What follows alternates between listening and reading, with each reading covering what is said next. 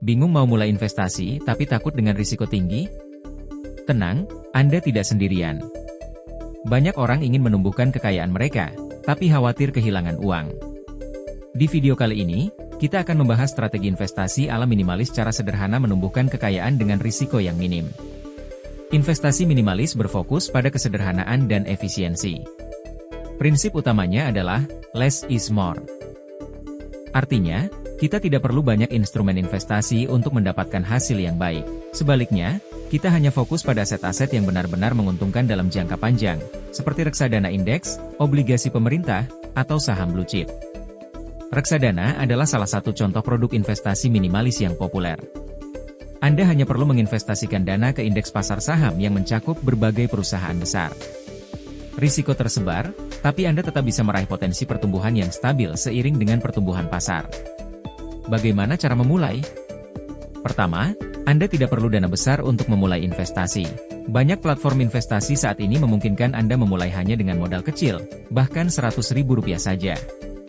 Mulailah dengan menentukan tujuan investasi apakah untuk jangka pendek, menengah, atau panjang. Selanjutnya, buat portofolio yang sederhana namun kuat. Misalnya, alokasikan sebagian besar dana Anda ke reksadana indeks untuk pertumbuhan stabil, dan sebagian kecil ke obligasi untuk keamanan.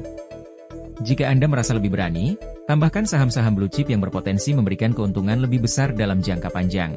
Dengan strategi ini, Anda bisa mendapatkan pertumbuhan kekayaan yang baik tanpa harus terlalu khawatir dengan fluktuasi pasar yang ekstrim.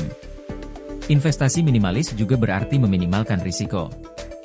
Diversifikasi adalah kunci utamanya. Jangan taruh semua uang di satu produk saja. Dengan membagi dana ke beberapa aset yang berbeda, Anda bisa melindungi portofolio dari kerugian besar jika salah satu aset mengalami penurunan. Ingat, investasi minimalis bukan tentang menghasilkan keuntungan besar dalam waktu singkat.